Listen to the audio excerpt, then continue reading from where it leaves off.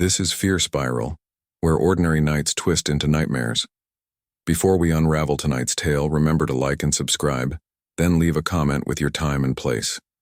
Each one becomes a mark on the map of fear. Now, let's slip into the story. The Lantern on Black Hollow Trail. I grew up in the foothills of the Appalachians, and night hiking was something my cousins and I did for fun. A kind of reckless tradition we thought made us braver than we were. And every summer, when the heat of the day gave way to cool mountain air, we would sneak out with flashlights and backpacks and head into the woods like the trails belonged to us.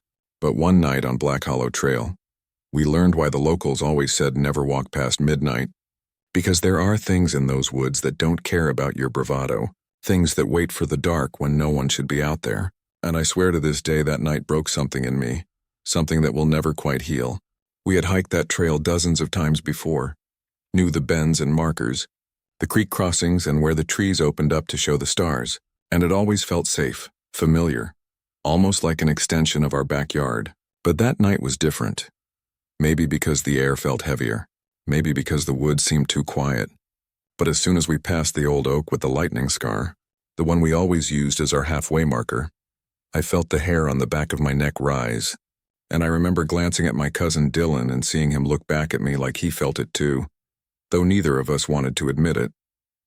We were about 2 miles in when we saw it, a lantern swaying in the trees ahead, glowing faintly yellow, not bright like a camp light, but soft like an old kerosene lamp, and at first, we thought maybe another hiker had gotten lost or maybe some hunter was making his way back.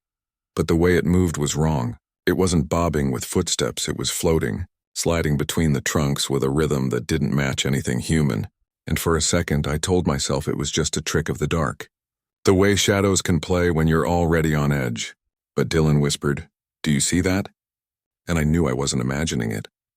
We called out just a simple, "Hey!" that echoed in the trees louder than I expected, and we got no answer.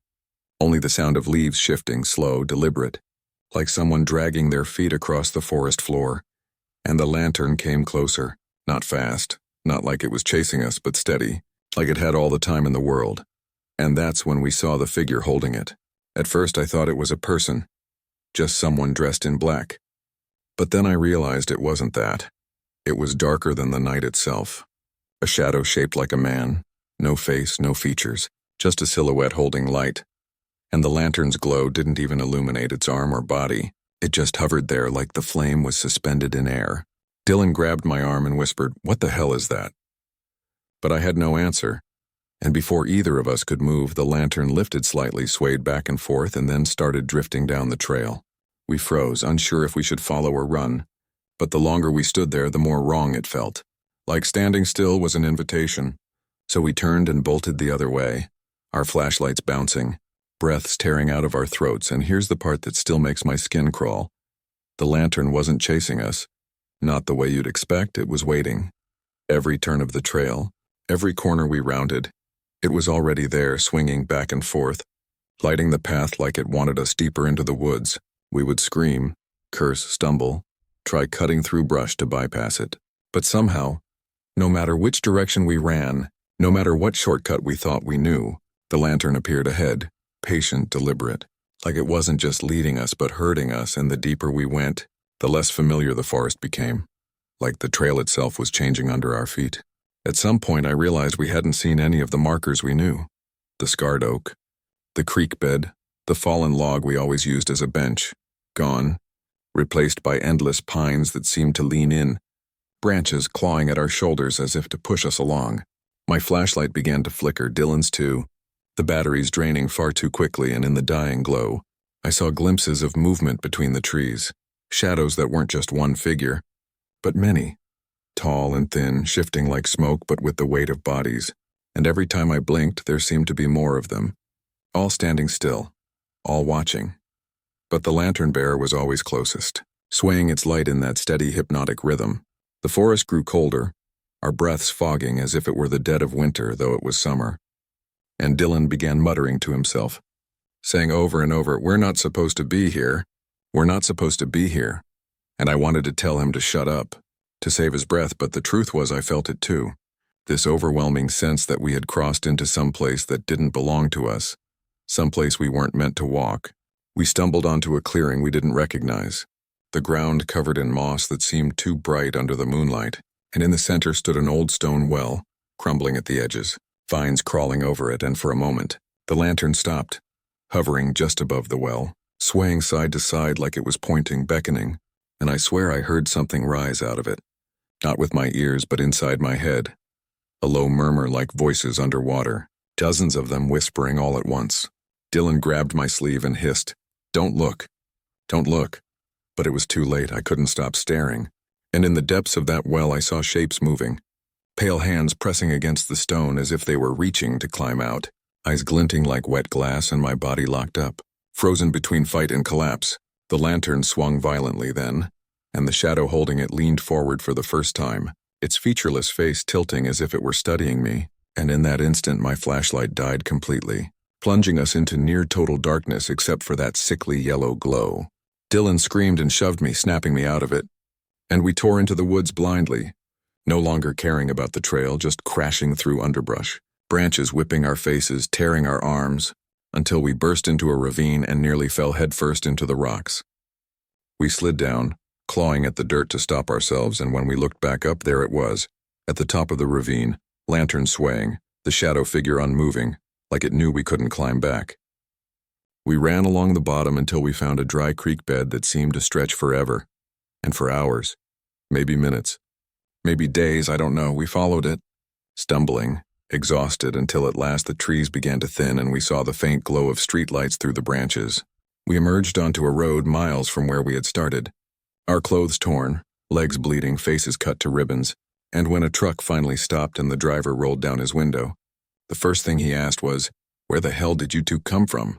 Nobody hikes Black Hollow at night. Dylan couldn't answer.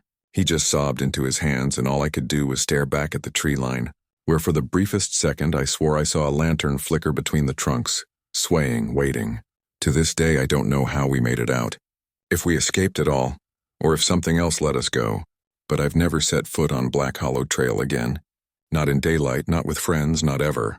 Because sometimes I'll wake in the middle of the night and see a faint yellow glow through my window, swaying gently like it remembers me, and it's only a matter of time before it leads me back. The Whisper at Raven's Roost. I worked as a park ranger one summer, stationed at a lookout point called Raven's Roost, a place perched so high on the ridge you could see the valleys roll out like an ocean of trees, and during the day it was breathtaking. A tourist stop for families, hikers, and couples wanting pictures of the sunset. But at night it became something else entirely. Isolated, quiet, the wind howling like voices caught between the cliffs. And that summer I learned why the old rangers used to mutter that Raven's Roost wasn't a post. It was a punishment, because no one wanted to take the midnight shift there, not after what had happened to a ranger years before who never came back from patrol, and though the official report said misstep, likely fall, the locals whispered about things in the dark that had taken him instead. At first I didn't believe it. Thought it was just hazing, the usual backwoods ghost stories people tell to scare rookies. But my second week on midnights, I started hearing it. The whispers. They began in the radio, faint, broken through the static. Not the normal crackle of dispatch or check-ins, but words half-formed, syllables stretched like someone whispering directly into the speaker. And when I picked up the receiver to answer, there was nothing, just dead air. I thought maybe it was interference. Maybe someone messing with the frequency. But the thing that made me uneasy was that the whispers didn't sound like they were coming from the radio at all. They sounded like they were right behind me, like someone was leaning close enough that I should have felt breath on my ear.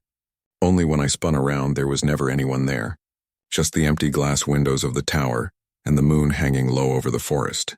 I tried to brush it off, told myself it was sleep deprivation, the long hours messing with me, but every night they got clearer, words I couldn't quite make out. Sometimes like laughter, sometimes like sobbing, sometimes just a hiss that raised goosebumps along my arms, and no matter how high I turned up the actual radio chatter, I could still hear them underneath, like they weren't sounds I was meant to block out, like they weren't even using my ears to reach me. By the third week I started hearing them outside too, not just in the tower. When I stepped onto the balcony to smoke or take in the night, the forest would go silent, no crickets, no owls, just the whispering seeping up from the trees. Dozens of voices all tangled together, and if I stood too long, I'd start to feel dizzy, like they were pulling me toward the edge. One night, just after midnight, I stepped out and saw her. A woman standing at the far edge of the cliff, long hair blowing in the wind, a pale dress glowing in the moonlight, and my first thought was that she was a hiker, maybe drunk, maybe suicidal, so I shouted, "Hey, you can't be out there." But she didn't move, didn't even flinch, just stood with her back to me, staring into the valley like she belonged there. And something about her stillness made my stomach knot. I took a few steps closer, flashlight in hand, calling out again, but when I got within 30 feet, she turned her head toward me. Slowly, too slowly, and what I saw wasn't a face, it was a hollow mask of teeth and black eyes, a skull stretched with scraps of skin, and when her mouth opened, the whispering poured out, not from the radio, not from the trees, but from her. All those voices rushing together in a torrent of sound that made my knees buckle. I stumbled backward, dropped my flashlight, and when I scrambled to pick it up, the beam flickered across empty ground. The woman was gone, the cliff edge bare as if she'd never been there at all. I ran back inside, slammed the door, and sat shaking until dawn, too afraid to even blink in case I heard her again. And when I reported it in the log the next morning, I didn't write what I really saw, just possible intruder cliffside. No confirmation, because who would believe me? Who would believe that the whispers weren't in the radio but in something else, something older, something that walked those cliffs long before there was a tower? I tried convincing myself it was a hallucination, but the next night when I came back, there were scratches on the outside glass, long gouges like fingernails dragging down, and faint, smeared words that I couldn't understand. Letters curling into shapes that weren't English, weren't any language I knew. And I swear they pulsed faintly in the moonlight like they were alive. That was the night I stopped stepping outside altogether. But it didn't matter, because the whispers moved in, filling the tower until I couldn't hear anything else. And sometimes, in the reflection of the glass, I'd see her behind me, her mouth opening, shadows spilling out like smoke. The final week of my assignment, I woke one night to find the radio had turned itself on. Static hissing, and through it came my own voice, calling out on loop, saying, "You can't be out there. You can't be out there," in the same words I had used that night, only slower, warped, and underneath it were all the whispers rising, drowning me out until I pulled the plug and sat in silence. But the silence wasn't real anymore because I could hear them without the radio, without anything whispering through the walls. The floor, my own head. When the season ended and I left Raven's Roost, I thought it would stop, but it didn't. The whispers followed. At first only in sleep, then in waking hours, too soft just behind my ear, like someone is always standing there. And sometimes in reflections, windows, mirrors. The black screen of my phone, I see her, just for a second. Pale dress, long hair, mouth opening wider than it should, as if she's still trying to pull me back to the cliff. The other rangers still tell the story of the one who went missing years ago. The one they say fell, but I don't believe he slipped. I think he followed the whispers. I think they led him right over the edge. And every night when I close my eyes, I hear them asking me to do the same. The cabin with no door. When I was a kid, my granddad used to tell me about an old logging cabin hidden deep in the Appalachian woods, a place he swore wasn't on any map, and he said if you ever stumbled onto it by accident, you'd never walk out the same, that people who saw it either went missing or came back hollow-eyed and broken, and of course, being young and stupid, I thought it was just another one of his scary stories to keep us from wandering too far off the trails. But years later, when I was in college and back home for the summer, I found out the hard way that it wasn't just a story, because one night past midnight, my buddy Chris and I decided to go camping along one of the lesser-known ridges, the kind of backwoods spot where you had to make your own path and the air always felt heavier. And after hours of hiking with only the moon to guide us, we stumbled onto a clearing we didn't recognize, and in the middle of it stood a small wooden shack, leaning like it hadn't been touched in 100 years, and at first we thought jackpot, a shelter, but the longer we looked, the less sense it made, because there was no door, just 4 crooked walls and windows covered in rotting boards, and yet I swear we heard movement inside, slow scraping, like something heavy being dragged across the floor. And Chris, always the brave one, walked right up to it, pressed his ear against the wood, and whispered that he could hear breathing. And when I leaned closer, holding my breath, I heard it too, a slow, wet inhale followed by a rattling exhale, the kind of sound a body makes when the lungs are filling with fluid. And every instinct in me screamed to get out, but before I could say anything, Chris pulled out his pocket knife and started prying at one of the boards covering the window. And the second the tip of his blade slipped under the wood, something inside hit the wall, hard, shaking the shack like a body had thrown itself against it. And we both jumped back, hearts pounding, but then the sound changed. It wasn't banging anymore. It was scratching, long nails dragging down the inside of the wood, and that's when a hand shot through one of the gaps, pale and rotting, with broken nails that scraped at the air like it was reaching for us, and I'll never forget the smell that poured out with it. Sour, damp, like earth mixed with decay, the smell of something that had been buried and dug up again. We bolted, crashing into the trees, our flashlights bouncing wildly, and I remember thinking all we had to do was make it back to camp. Just put some distance between us and whatever the hell that cabin was, but the woods didn't look the same anymore. Every tree seemed to twist into the next. Every direction led us deeper instead of out, and worse no matter how far we ran. We kept hearing it, scraping always behind us, like something was dragging its nails through bark following. After what felt like hours, we tripped into another clearing, and my stomach dropped because there it was again. The same cabin, same boarded windows, same leaning roofline, as if we'd been running in circles, as if the forest had folded around it and wouldn't let us go. And this time the boards were looser, some hanging off as though they'd been ripped from the inside. And as we stood frozen, too terrified to approach, I saw movement between the gaps, eyes, dozens of them, wet and shining in the dark, all blinking at once, and then a voice came, not from one throat but many, all overlapping, whispering in tones that didn't belong to the same mouths. "Come inside." Chris grabbed my wrist and pulled me back, but the ground beneath us felt wrong, spongy, like we were walking on layers of old, rotten wood instead of soil, and every step made it sink, creak, like there was another cabin buried just under the earth, waiting for us to fall through, and the thought made me sick, made me feel like the whole mountain was hollow, filled with these doorless rooms stacked on top of each other, each one holding something clawing to get out. We sprinted again, no plan, just raw panic. And somewhere in the chaos I lost Chris. His flashlight beam veering off to the left while mine went right, and though I screamed his name, the only answer I got was more scraping, louder now, circling me, until the trees opened up once more and I found myself staring at the cabin again. Only this time it wasn't silent, it was breathing. The whole structure swelling and shrinking like lungs, the wood creaking with each inhale, and through the gaps in the boards, hands pressed out, dozens of them straining, fingers curling and uncurling, nails bending backward as if desperate to pull themselves free. My legs gave out and I collapsed, crawling backward. And that's when I heard Chris scream, high-pitched, agonized, from somewhere inside, his voice echoing as though he'd been swallowed, and I wanted to run, wanted to find him. But before I could move, one of the boards split with a crack, and a face forced itself through the gap. Not a human face, not anymore. Its skin sloughing off in wet clumps, teeth exposed through a permanent grin, eyes rolling in different directions. And yet beneath all that rot, I swear I recognized Chris. His voice tangled in the whispers, begging me to help. I don't remember running. Don't remember how I made it out. Only that at some point, the trees thinned, and I stumbled onto a road where headlights blinded me and a car screeched to a stop. And the driver, an old man, leaned out and yelled, "Boy, what the hell are you doing out here? Don't you know better than to go walking these woods after dark?" I tried to tell him about Chris, about the cabin, but the words wouldn't come. They stuck in my throat like barbed wire, and all I could do was sob as he drove me back into town. And when the sheriff organized a search the next day, they found nothing, no cabin, no clearing, no trace of Chris at all, just the woods stretching on like it always had.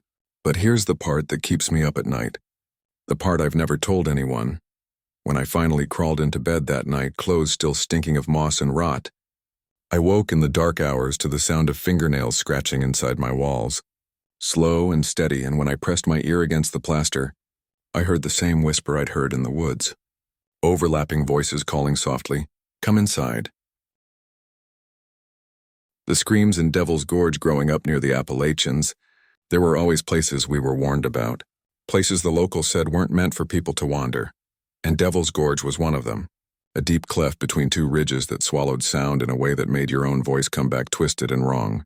And I'd heard the stories my whole life, about hunters who vanished after following cries for help, about hikers who swore they heard children screaming in the rocks even though no one lived within miles, but I didn't believe a damn word of it until the summer my friend Leah dared me to hike through the gorge at midnight. And because I was too proud to back down, I agreed, so there we were, standing at the mouth of that dark cut in the mountains just as the clock hit 12, the moon a pale sliver overhead, and already the air felt colder, heavy, like something wet was clinging to our lungs, but we pushed forward, flashlights cutting thin beams through the dark. And at first it was just silence. The kind of silence that eats at you, that makes you want to talk just to prove you haven't gone deaf. But then we heard it, a scream, faint and sharp, bouncing off the stone walls, and Leah grabbed my arm and whispered, "That wasn't an echo." And I wanted to laugh it off, say it was just some animal. But the sound came again, closer this time, high-pitched, desperate, like a woman being torn apart. And without thinking, we shouted back, asking if someone was hurt, if they needed help. And the moment our voices left our mouths, I regretted it, because the gorge threw them back at us, twisted, warped deeper, like another voice mocking us, repeating the words with a guttural rasp that wasn't ours. And then came the footsteps, crunching on gravel, too many for one person, echoing from every direction, though our lights showed only jagged stone and shadows. We pressed on because Leah said if we turned back now, we'd never live it down. But every step we took, the screams followed, sometimes sounding like they were ahead, sometimes behind, sometimes right beside us. And then the worst part, the voices started calling our names. First mine, then hers, not shouted, not screamed, but whispered low and trembling, the way a child would if they were lost and scared. And Leah squeezed my hand so hard I thought she'd break it, because we hadn't told anyone where we were going.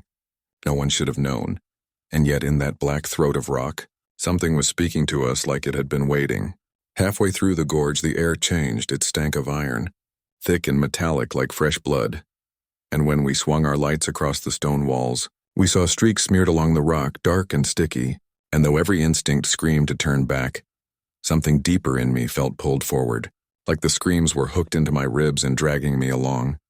And the deeper we went, the more the ground under our boots turned soft, muddy, until it sucked at our steps as if we were walking on something that wasn't quite earth anymore.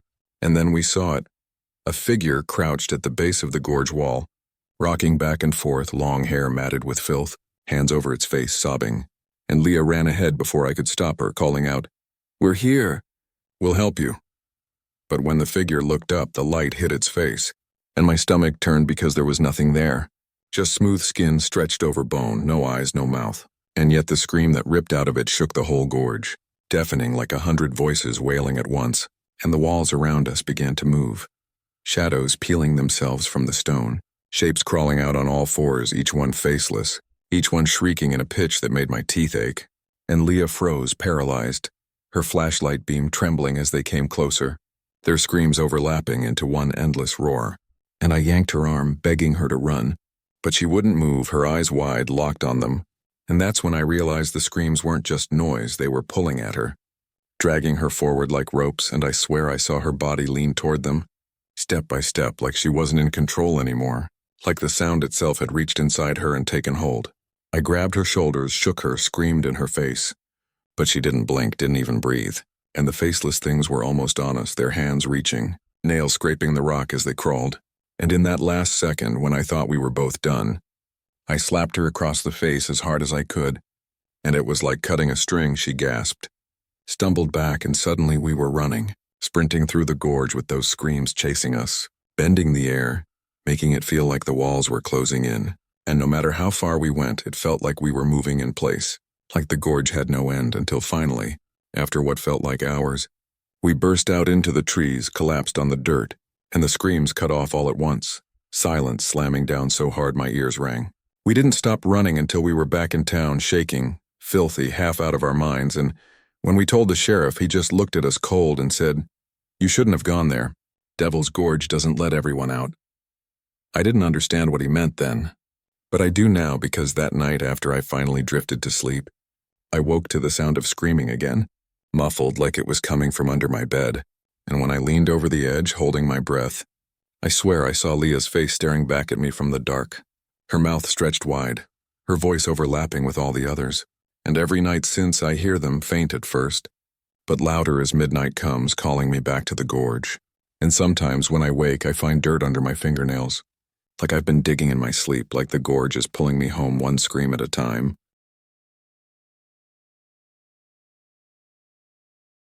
The Man Who Walks the Ridge. They say every ridge in the Appalachians has its ghost, some wandering spirit bound to the land. But the one I grew up hearing about was different, older, darker, and the locals just called him the man who walks the ridge. A figure that only appears after midnight on the high spine of Crowder Ridge, tall and thin with a lantern in his hand and a gait too slow, too steady like he's not walking but gliding.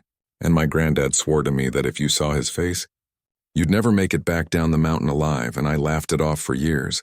Just another fireside tale until one summer, me and two friends, Derek and Kyle, decided we'd prove it was nothing but old superstition. So we hiked up there with only our packs, some flashlights and more confidence than sense, reaching the ridge just as the last light drained from the sky, and from the moment the sun dipped below the trees, something felt wrong, like the whole mountain exhaled and left us standing in its cold breath, because the woods went dead silent.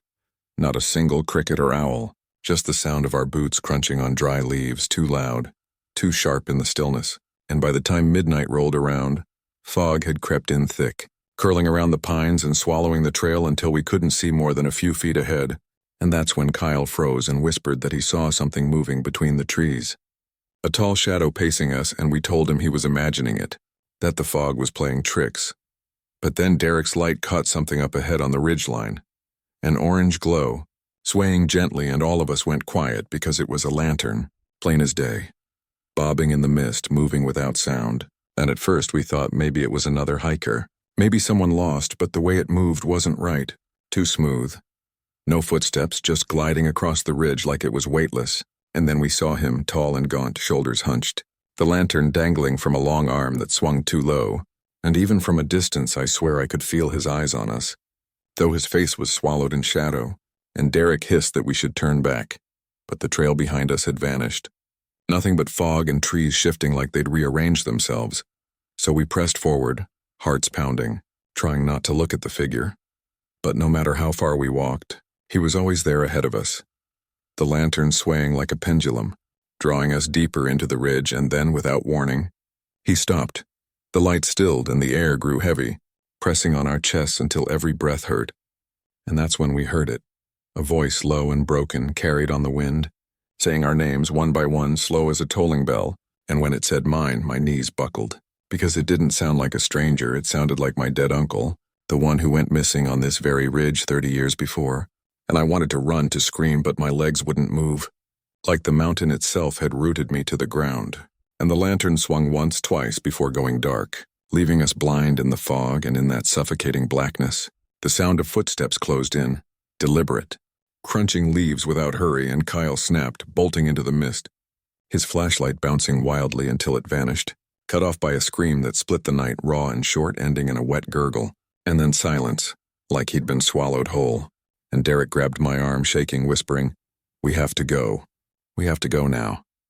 But I didn't know where go even was, the trail gone, the trees closing in. And then the lantern flared again, inches from us, lighting up the face we weren't supposed to see. Skin stretched too tight over bone, eyes pale and wide, mouth torn into a grin too big, too sharp. And I swear I saw teeth that weren't human, jagged like stone, and in that moment, I understood why no one survived looking at him. Because his face wasn't just a face, it was the mountain itself wearing flesh, the hunger of the ridge given form. And Derek screamed, swinging his flashlight like a weapon, and the beam cut through the fog just long enough for me to see the ground beneath us split open, a black maw of roots and dirt writhing like veins, pulling Derek down screaming, his hands clawing at the earth as it swallowed him whole. And I ran blind, crashing through trees, tearing my skin on branches, not caring where I ended up as long as it was away from that thing. And somehow, by some miracle, I stumbled onto the fire road at dawn, collapsing in the dirt as the sun bled through the trees. And when the rangers found me hours later, I couldn't speak, couldn't explain what had happened, just sat there staring at the ridge with its fog burned away, looking harmless in daylight. But here's the part that keeps me awake still, the part I can't tell anyone without sounding insane. Because every night since, at exactly midnight, I see that same lantern glow through my bedroom window, swaying back and forth, and sometimes when the wind dies and the house goes still, I hear footsteps on the roof, slow, deliberate, pacing back and forth like the man who walks the ridge found me. And he's just waiting for the moment I look up and see his face again.